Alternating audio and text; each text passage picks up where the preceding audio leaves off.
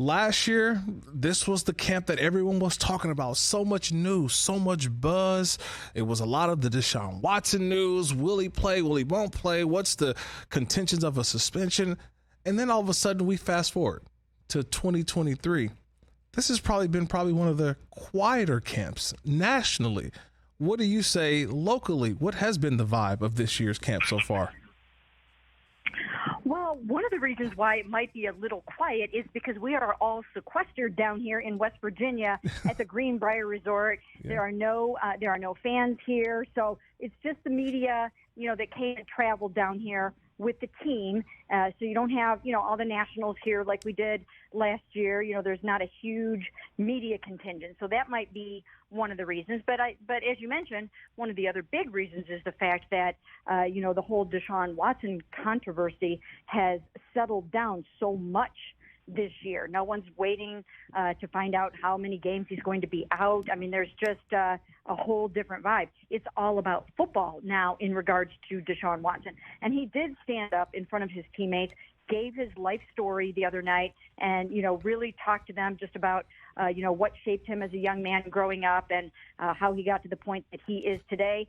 Shared some things about what he, what he has gone through and experienced, and the whole off the field situation that he has. He talked about that. Apparently not, he touched on it. I don't know that he really completely delved into it, but that was part of the narrative and part of his story, of course.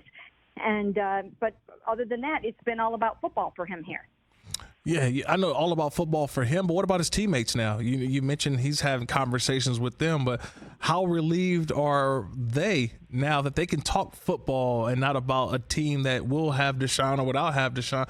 It seems like everybody seems to be more relieved that they can focus on the game rather than Deshaun Watson. Well, yes, absolutely. They all know who their quarterback is going to be for the whole year. They're not trying to divide reps in half. They're not trying to divide, their chemistry in half. So they're getting to know him. He's getting to know them. He's developing a really nice on-the-field chemistry with Elijah Moore, who looks really, really good so far this camp. Pads are coming on for the first time tomorrow, but Elijah is definitely somebody to watch. I did a story on him last night where I got a chance to ask him, did you really, tell Mike LaFleur to, go F himself like it had been reported? Because, his whole life basically and career sort of changed after that. And so I got a chance to explore that with him a little bit, and that was cool. And then I talked to Zadarius Smith today just about, how the Browns have to establish a mentality and make sure that teams know they're a force to be reckoned with. So, yeah, there's some cool stuff coming out of here. Yeah, I can tell there's some cool stuff because you mentioned Elijah Moore, Amari Cooper, obviously. We know about Deshaun Watson and one full year for him, but I think that there is this sense that, and we're going to talk a little bit too about the AFC North.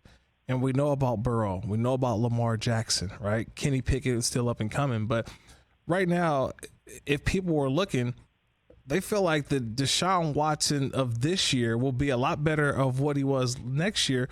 But what does that put the expectations for this football team? Do they believe that they are a team that can win the division and make the playoffs right now? Well, they certainly do. I mean, they really aren't getting that kind of love from from Vegas or the odds makers or really the national pundits, but they certainly feel here that this is a football team that can win the AFC North, go to the playoffs, and challenge for the Super Bowl. That's the vibe. That's what they intend to do. That's what this is all about. And, the energy here is really, really good. And when you have a quarterback like Deshaun Watson, if you can get him back to where he was in 2020, then you really do have a legitimate shot at that. And I think it really hinges on that.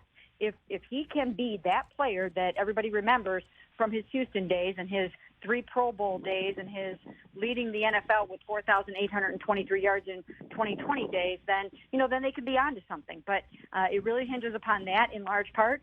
And then defensively, you've got a new coordinator in Jim Schwartz. You've got Myles Garrett, Zadarius Smith, a lot of good guys over there.